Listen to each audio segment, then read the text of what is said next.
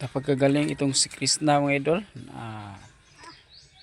Palaging iniisip ang kapakanan ng kanyang ate at ang kanyang mga bunso, lalo't na po ang kanyang pamilya. Panoorin nyo mga idol. Tag 40 lang kasi yan. Napakabait po na Yung bata po malaki. itong si Krishna. Pag-uwi namin galing Kalinan kanina. So, nag-grocery din ako para dito kay Latita kasi nga para hindi na sila magbili-bili pa kasi syempre wala namang talagang kasi nagtatanim pa sila ng mga halaman ganun, yung mga talong ganun. Then yung tito ko nag-ano lang din ng mga saging, ano tawag doon? Angkat ba yun? Yung So itong si Krishna mga idol ay inutusan lang siya na napakabait magbili na ng bata saging to. din.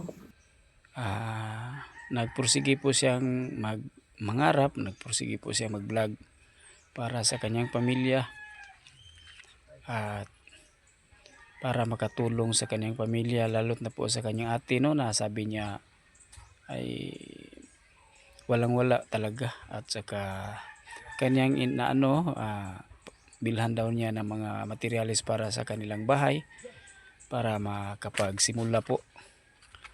Napakapait po na bata. Basta, long story yun. Bukas, uwi ako ng Damilag kasi bibili ako ng yaro tsaka lansang para pako ba yung lansang? Marami mga kaintindi ng At itong batang tong si Krishna mga idol ay may to sa buhay, may marating. Kasi napakabait po niya, lalo't na po sa kanyang mga kapatid, sa kanyang mga magulang. At nagsimula na po itong nagblog ng charity, tumutulong sa mga kapwa, at may future to sa charity vlogger po mga idol. Yan si Krishna, at napakabait po niya. At sana mga idol mag-subscribe kayo sa aking channel, at sa mga kababayan natin na OFW dyan, welcome to my YouTube channel, Miltic Romero TV, at sa aking mga subscriber dito sa Pilipinas, lalo na po sa Luzon, Visayas at Mindanao, at dito sa aking mga kababayan sa Visayas po, lalo na po dito sa Cebu. Sa ating mga senior citizen, kumusta po? Ang video ni Krishna mga idol, sabayan nating panoorin kahit kunti lang po, kasi believe ako sa batang to mga idol. Ayan. Para doon sa kasi yung ate ko mahirap yung sitwasyon niya, as in sobrang hirap. nakita niyo yun sa vlog namin. Nakita niyo naman sa vlog yung bahay. Nauna ng vlog. Sako lang yung dingding, oo. So, gusto ko sila kahit kunting, maliit na bahay lang, basta makatulog sila ng maayos.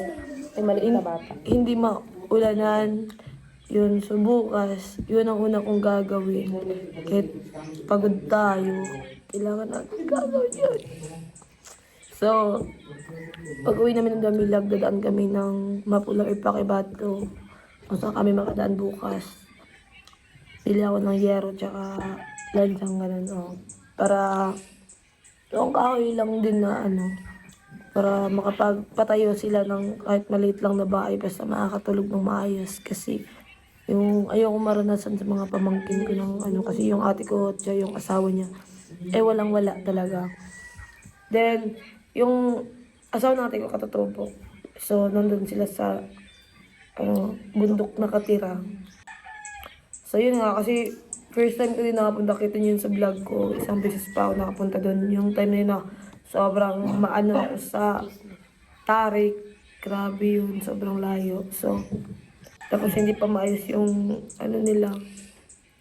So yun, sinabi ko na sabihin mo sa asawa mo na magputol siya ng siya ng mga puno para gawing tayo Basta gagamitin sa gagamitin sa bahay. Basta ako na bahala, siyero tsaka anong kailangan. Basta makapagpatayo lang kayo ng bahay na kahit kunti lang, kahit maliit lang.